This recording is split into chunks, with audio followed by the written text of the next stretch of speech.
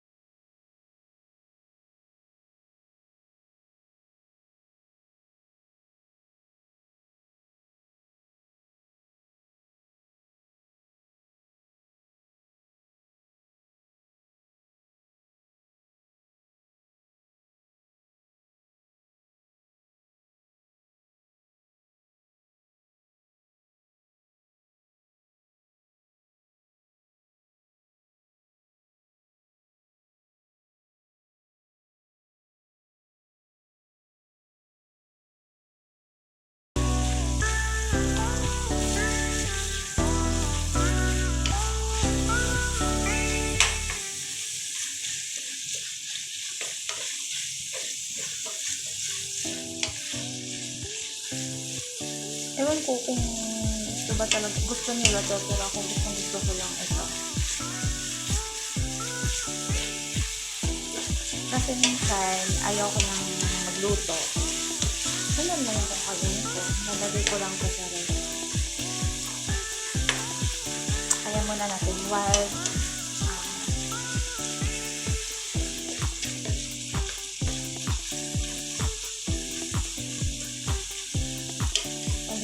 natin siyang maluto, maghiwa muna ako ng cheese guys.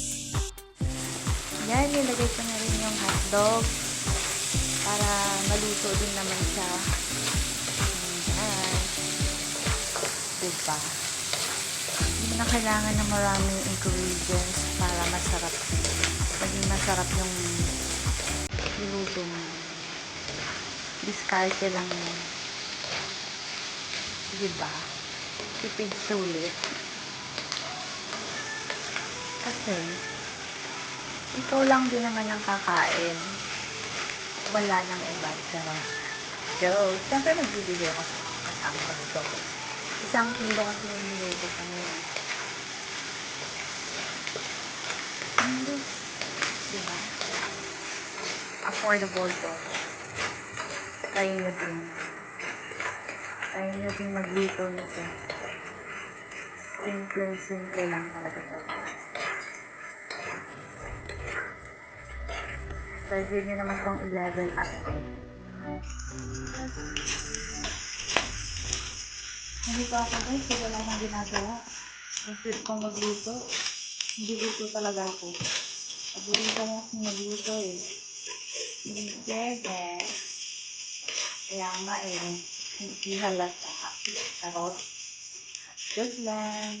Hindi, ever since naman eh. Hindi ko magluto. Lagyan na natin yung tomato sauce.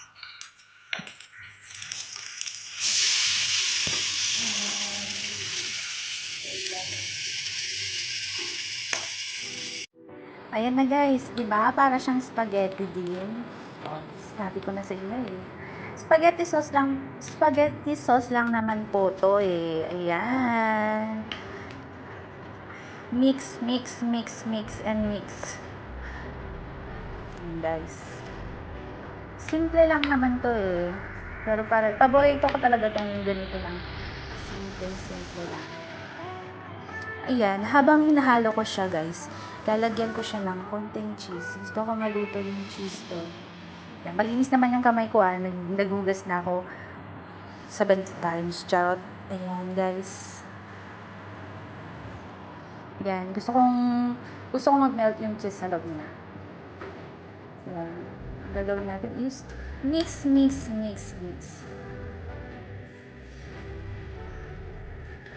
So,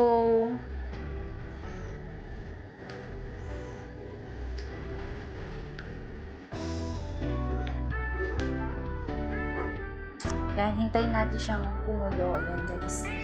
Saan pa yung? Gawin nyo to kung gusto nyo i-try. Simple lang siya pero affordable. Ayan na guys, ang 1 kilong pasta, diba? Ang dami. Charles, mauubos mo natin. Charot. Ayan guys. Ayan, ito na yung nilagay ko na lahat. Pag nagluluto kasi ako, nilalagay ko na siya sa loob. Habang may